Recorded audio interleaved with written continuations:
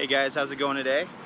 For this week's vlog, I'm going to do something that's near and dear to my heart. I actually used to work here, and I quit about 6 months ago, but I'm kind of coming back around to catch up with everybody and see how everything is. So today I'm going to the Center for Puppetry Arts. Let's go.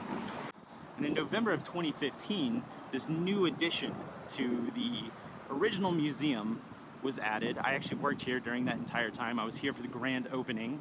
It was an excellent day. But we're going to go around this corner here and I'm going to show you what the original part of the school looked like versus this new green addition here. They also added this new marquee whenever they added the new section to the museum. I also kind of like how it's Kermit the Frog green. Like I said a second ago, this place used to be a school. This is the original part of the school, and the green part is the new addition. The school was erected in 1918 and it was called the Spring Street School until about the early 70s, and then it kind of went dormant for a while. And in 1978, it was actually opened up as the Center for Puppetry Arts. It consists of 3 wings, a museum, an education wing, and a theater for performances. And I've stopped here today to look at the Jim Henson collection. So let's make it happen. Hey Jim.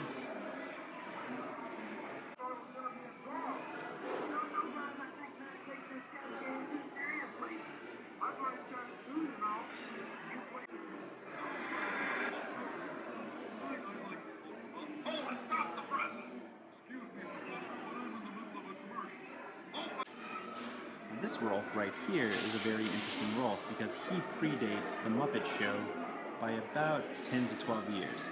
Rolf used to be a sideshow for the Jimmy Dean Talk Show and also the spokesperson for IBM and Purina Dog Chow. And right over here, there are some personal items of Jim Henson, mainly the Kermit lamp, the desk, the moose head, and the 2 Emmys right over here all belong to Jim Henson.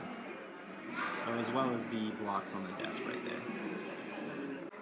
And if you guys look really closely at this photo right here, that is Jim Henson and Kermit the Frog cutting the ceremonial ribbon on opening day of the Center for Puppetry Arts. One of the nice little Easter eggs I love about this museum is this green coat with the Kermit collar and the hand cut out of it.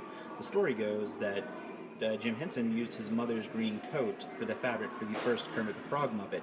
However, what's really funny is the first Kermit the Frog Muppet didn't have a collar. So, a little inaccurate, but it is a great Easter egg. Another Easter egg in this exhibit is this Wilkins coffee can. Jim Henson really got his start making puppets for commercials, and one of those commercials was the Wilkins coffee commercials, and they had the puppets Wilkins and Watkins. Do any of you guys know the directions to get to this place? I'm a little unsure. I'm gonna get my kids, sorry.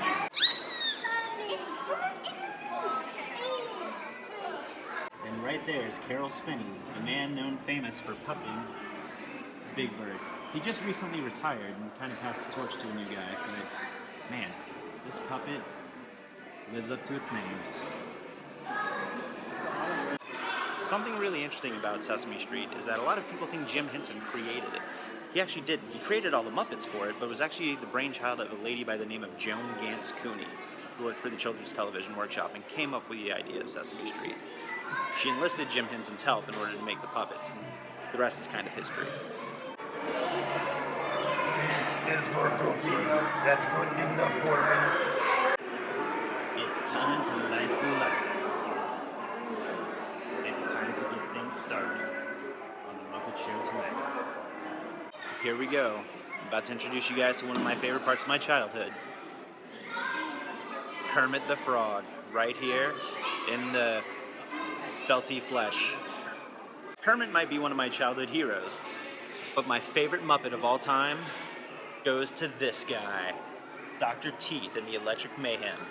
Absolutely, positively. Golden teeth and golden tones. Welcome to my presence. If you guys remember 1983's Fraggle Rock, here's the giant world map of everything that's centered around Fraggle Rock. And here's some Fraggles right here too. This wall showcases the art of the British illustrator Brian Froud, who came up with all of the artwork not only the Dark Crystal, but also Labyrinth. And down here is the chamber scene from Dark Crystal. Alright, I'm gonna ask you guys a question, and be honest. Do you think this guy is Skeksis? Here's one of the doors from the Labyrinth. And right over here we have one half of Ralph and Alf.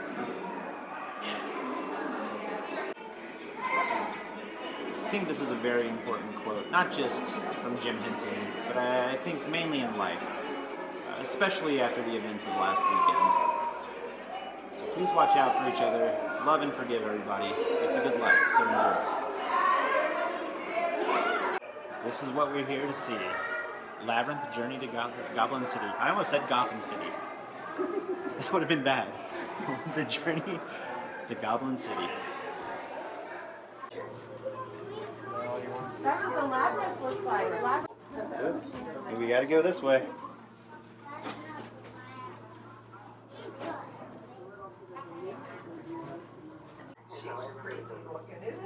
If she'd have gone that way, she'd have gone straight to that castle. That's it. That's the costume of the man himself, David Bowie.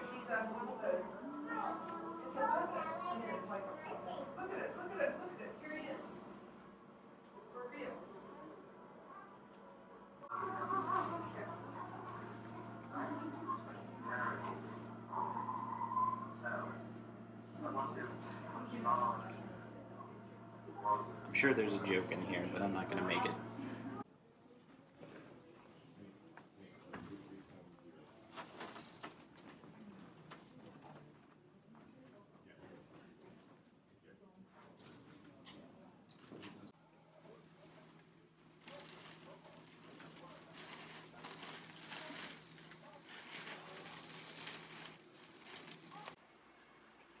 Do you guys think I should get a pair of these? It was a fun Sunday at the Center for Puppetry Arts. I was also hanging out with my friends Ollie and Rebecca, who came into town specifically to go see those exhibits. I mentioned at the beginning of the video that I used to work there. I did work there very briefly, close to 2 years, but I also did an internship there. I don't know how many of you guys know this about me, but I have a background in history, and I also have a certificate in public history as well as a history degree. And whenever I was doing my internship for my certificate, I did it at the Center for Puppetry Arts. So luckily I was very fortunate enough to be hands-on with archiving and collections and processing things of the sort. And whenever the new museum was being built, I was kind of in the middle of it, and it was a very amazing experience. Something that I'll take with me forever. I'm very grateful to have that experience. But because I had that experience, I don't know, that place has a piece of me in there, and it has a little piece of my heart as well. So it's always fun to go back and see all my old co-workers and in the museum and see how all the pieces are rotating out, and seeing the new stuff that's on display. Always a great trip. Always a great trip is, I guess, what I'm trying to say. So a couple housekeeping things before I sign off. I do want to give a shout out to a couple people on Twitter who've been sharing and liking my videos. Steve from Day of Steve, I'll put a link to his YouTube page below, and Geno from Geno Knows Nothing podcast. Always hilarious. Those two guys have really helped me out by liking and retweeting vlogs, so you guys, very big thank you. I can't thank you enough. Much appreciated. And I'll link both of their YouTube pages below.